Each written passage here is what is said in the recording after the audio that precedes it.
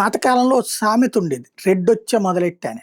కులాన్ని విమర్శించడం గాదు గానీ, దానికి అనుగుణంగా కొన్ని ఇవి కూడా స్కిట్స్ కూడా వేయడం చూశాను. నేను ఇదివరకు మాకు తుమ్మలపల్లి కళాక్షేత్రంలో పెట్టినటువంటి దాంట్లో. ఏంటంటే, ఓ ఊళ్ళో అప్పట్లో రెడ్డి గారులదే రాజ్యంగా ఉండేది. ఓ రెడ్డి గారొచ్చారు. అప్పటికి ఈ ఏది భామా కలాపమో ఏదో జరుగుతోంది.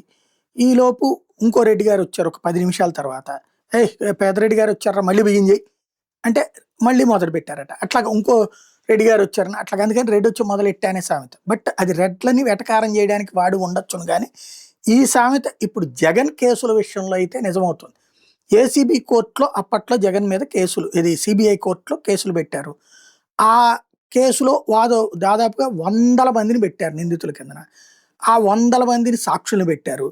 ఈ నిందితులందరూ మేము అందులో కేసులో లేము తీసేయండి అని కోర్టుకేస్తారు. కోర్టు ఏసీబీ కోర్టు అయన్నీ విచారించి అందులో కొట్టేస్తది. కొంతమంది మీదన కేసులు కొట్టేసింది. కొన్ని కేసులకు సంబంధించినేమో కొనసాగించొచ్చని చెప్పింది. దాని మీద మళ్ళీ హైకోర్టుకెళ్తారు. హైకోర్టు కొట్టేసాక సుప్రీంకోర్టుకెళ్తారు. మళ్ళీ ఈలోపు అయితే అంతా అయిపోతుంది. సుప్రీంకోర్టు కూడా తోసేసాక ఇక విచారణ జరగాలి. ట్రయల్స్ బిగిన్ అవ్వాలి. ఈలోపు ఈ సీబీఐ న్యాయమూర్తి గారు బదిలీ అయిపోతారు. మళ్ళీ కొత్త జడ్జి గారు వచ్చారు కాబట్టి మళ్ళీ మొదటి నుంచి వింటారు. మళ్ళీ కేసు మొదటి నుంచి బిగిన్ అవుతుంది. మళ్ళీ ఈ డిశ్చార్జ్ పిటిషన్స్, మళ్ళీ హైకోర్టు, మళ్ళీ సుప్రీంకోర్టు ఇట్లాగా గత 12 ఏళ్ల నుంచి నడుస్తుంది.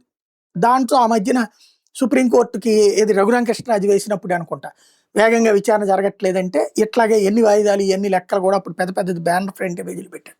రొటీన్గా జరిగిపోతా ఉంది. అదేమి కావాలని చేసుకునేది కాదు. వీళ్ళు కావాలని చేసుకోవచ్చు. అక్కడ కోర్టులు కావాలని చేయవు. అందులో న్యాయమూర్తి అది తేలేదాకా ఉండాలంటే ఇప్పుడేమో సిబిఐ న్యాయమూర్తిని మార్చారు.